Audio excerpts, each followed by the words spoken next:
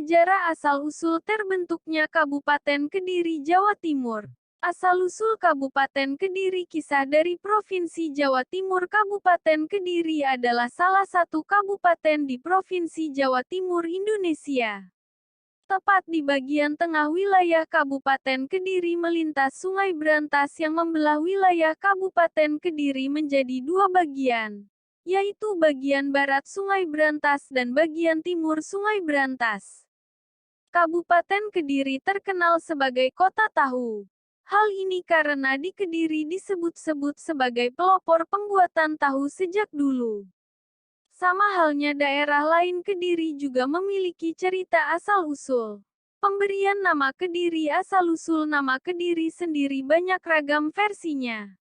Konon di Kediri ada sebuah kerajaan besar bernama Kerajaan Medang. Rajanya bernama Prabu Airlangga.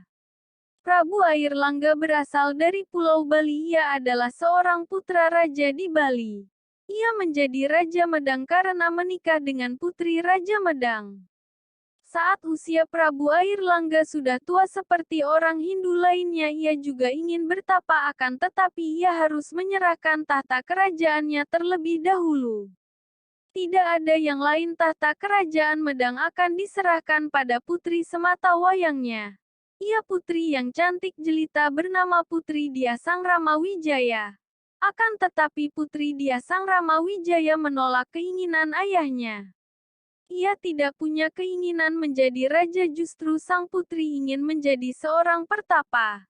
Ampun ayahanda. Tapi hamba tidak ingin menjadi raja di sini. Hamba ingin menjadi petapa seperti ayahanda. Baiklah anakku, jika itu keinginanmu. Beberapa waktu kemudian sang putri meminta restu ayahandanya untuk bertapa di Gua Selomangleng. Katanya, "Ayahanda, hamba pamit untuk bertapa. Mohon izinkan hamba ayahanda. Aku mengizinkanmu berangkat." Setelah mendapatkan restu dari ayahandanya, Putri Dia Sang Ramawijaya pergi bertapa di Goa Selomangleng. Ia pun mengubah namanya menjadi Dewi Kili Suci. Karena putri semata wayangnya menolak, Prabu Airlangga ingin menyerahkan tahta kerajaan Medang kepada putra dari salah satu selirnya. Namun masalah kembali muncul. Selirnya memiliki dua orang putra yang bernama Raden Jayengrana dan Raden Jayanegara. Ia melihat kedua putranya, Prabu Airlangga pun kembali bingung. Kalau aku menyerahkan tahta kerajaan pada salah satu di antara mereka, bisa jadi menimbulkan iri hati dan bahkan terjadi peperangan. Prabu Airlangga kemudian mencari jalan keluar yang adil untuk kedua putranya. Tiba-tiba ia pun teringat dengan Empu Barada yang terkenal dengan kebijaksanaan dan kesaktiannya. Dipanggilnya Empu Barada menghadap Prabu Airlangga. Dalam pertemuan itu ia meminta Empu Barada untuk pergi ke Bali. "Empu, tolong cari tahu tahta kerajaan milik ayahanda di Pulau Bali. Apakah di sana ada tahta kerajaan yang masih kosong?" Petik 2. Baik Baginda, segera melaksanakannya. Empu Barada pun segera menuju ke Bali. Namun sesampainya di Bali ternyata tahta kerajaan milik ayahanda Prabu Airlangga di Bali sudah diberikan kembali ke kerajaan Medang. Empu Barada pun segera menghadap Prabu Airlangga. "Ampun Baginda. Tahta milik ayah Baginda di Pulau Bali sudah diberikan kepada adik Baginda yang bernama Anak Wungsu." "Baik Empu, tidak apa-apa, terima kasih. Bapak mampu sudah melaksanakan apa yang aku minta." Berhari-hari Prabu Airlangga memikirkan cara membagi kerajaannya agar adil kepada dua putranya. Akan tetapi Prabu Airlangga tidak menemukan ide untuk membagi kerajaannya. Oleh sebab itu Prabu Airlangga kembali memanggil Empu Barada untuk meminta saran. "Ampun Baginda, ada apakah gerangan Baginda memanggil hamba? Aku belum menemukan bagaimana menyelesaikan persoalan tahta ini. Bapak Empu, tolong bantu aku membagi kerajaan ini dengan adil untuk kedua putraku." "Ampun Baginda. Bagaimana kalau hamba yang membagi kerajaan Medang ini menjadi dua bagian yang sama besar? Itu lebih baik," katanya. Tapi caranya Bapak mampu membagi kerajaan ini menjadi dua bagian yang sama besar. Semuanya kepada hamba Baginda. Hamba yang akan mengaturnya. Baiklah Empu, kuserahkan semua persoalan ini kepadamu. Keesokan harinya dengan kesaktiannya Empu Barada terbang sambil membawa kendi berisi air. Sembari terbang ia menumpahkan air kendi itu persis di tengah-tengah kerajaan Medang.